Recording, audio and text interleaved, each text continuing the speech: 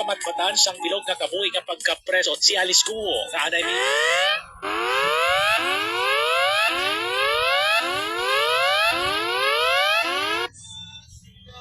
sang Bambantarlak kag isa ka Chinese national may kagtanan sa Philippine Offshore Gaming Operator o KONPOGO taon sa kapanig nga desisyon sang Pasig City Regional Trial Court si Go kag iman pa ang guilty beyond reasonable doubt sang qualified trafficking kag imanduan nga magbayad sang 2 million pesos nga multa kag bayran ang tanan nga biktima.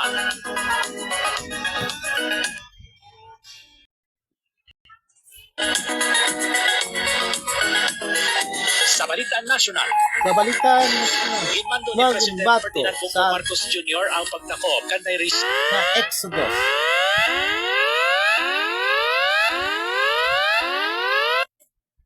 Tayo ako Bicol Party List Saldico kag 17 ka mga opisyal sa Department of Public Works and Highways o kon DPWH kag Sunwest Corporation nga naangot sa anomalya nga flood control projects matapos na pasakaan sila sang kaso kag maisyuhan sa warrant of arrest sang Sandigan, Bayan.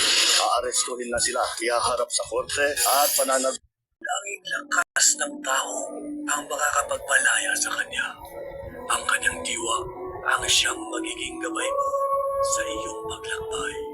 Siya, si Linay.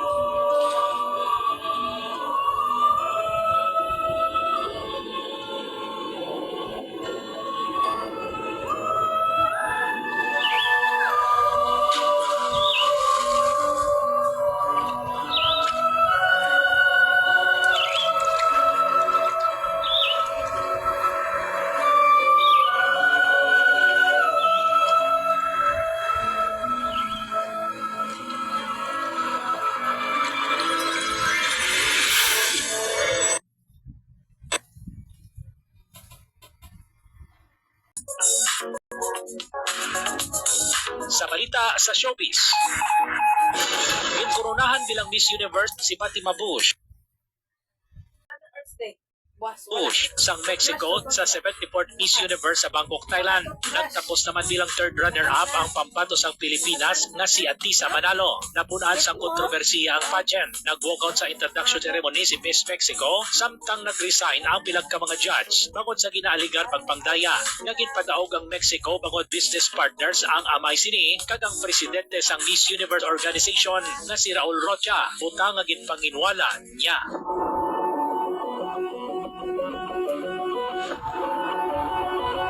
Sa sports, nagdala na uli sa 3 ka silver medal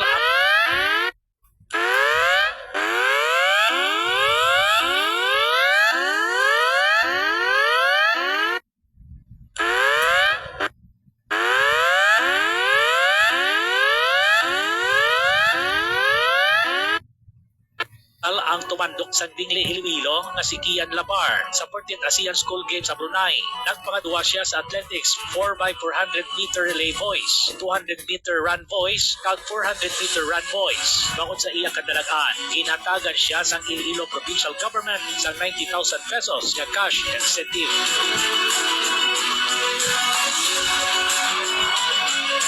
Sa balita international, Disyembre 22 sa Balita National.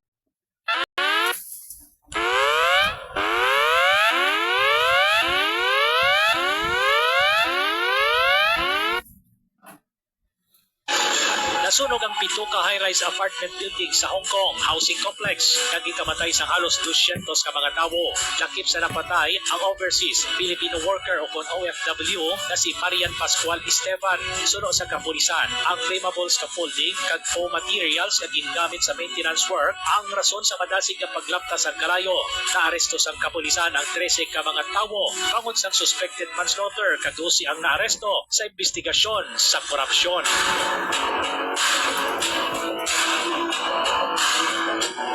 Nobyembre 27 sa balita lokal.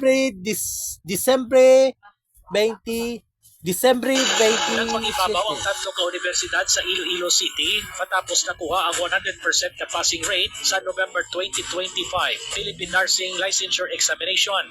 Ang West Visayas State University ang naghimo sa maragtas matapos nakaproduce sang 36 ka top-notchers kung sa diin tuhagid ang rank 1 sa 122 na ka-examinees. Samtang lunsay nakapasar ang 215 ka mga examinees nagikan sa Central Philippine University o CPU kag isa ang top-notcher sa 75 ka examinees sa St. Paul University.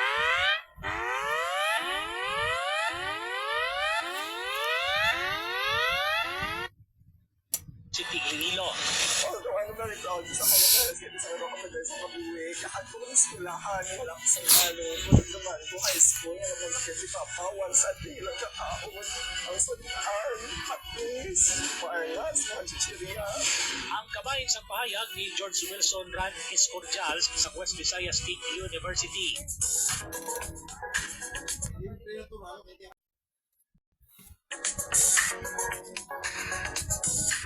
Sa balita sa showbiz, yung kasal sanday Roysa Antalio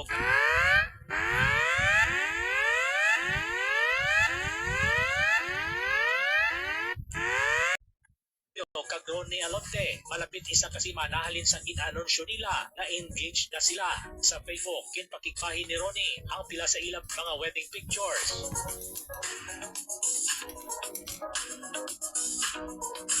Nobyembre 28 sa Balita Nasyonal.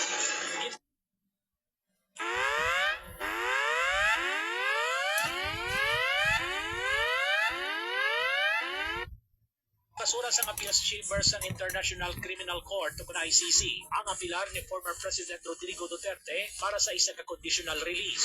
The 3 rounds of appeal presented by the defense in the appeal brief, the appeals chambers unanimously confirms the impugned decision. Ang kabahin sa pagbasa sang ruling ni President Suportahan natin.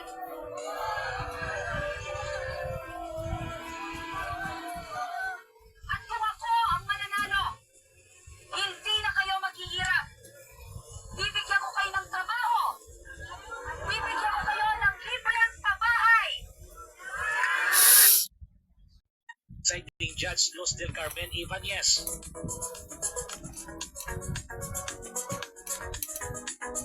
Inbalik niya na sa mga pihak. Sana sa dulong nga wala hanggan. Alcantara ang 110 million pesos sa gobyerno bilang kabahin sa iya restitution. Si Henry Alcantara ay Amo naman na iya ang ikaduwa mo nga research ang product mo.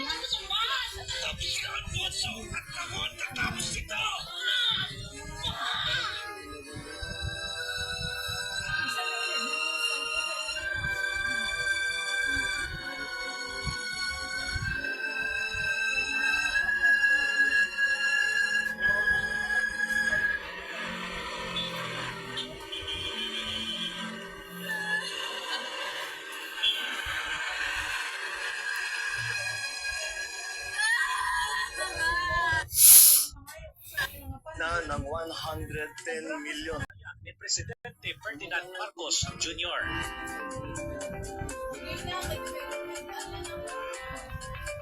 Sa balita sa negosyo, naging kontrobersyal ang pahayag ni Department of Trade and Industry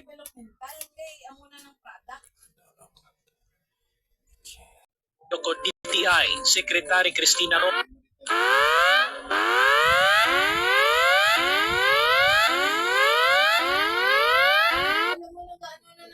nga makaigo ang 500 pesos para sa Noche Buena santag sa kapamilya sa tunga sa mataas nga presyo sang malaklon.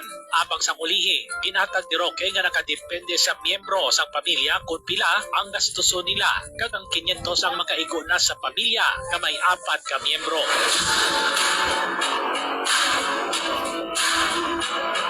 Nobyembre 30 sa Balita sa Desembre Sports. 31 sa Balita sa Sport. Nagtapos sa majority draw ang away ni Emmanuel Jimuel Pacquiao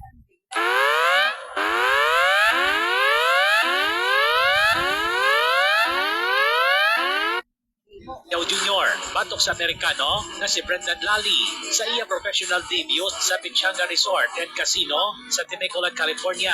Pagkatapos ang 4 ka mga round, nag-score ang judges ang lightweight bout na 39-37 para kay Pacquiao kag 38-38 sa duwa ka nabiling na card.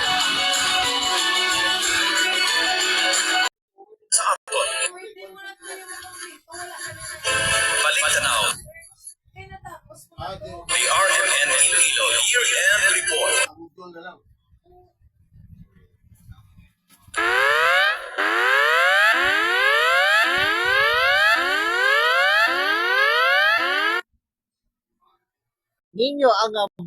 Ninyo ang balita sa pulang sa Disembre. Ako, si Rajuman Mon Yales Kapalingan. Tatang RMN.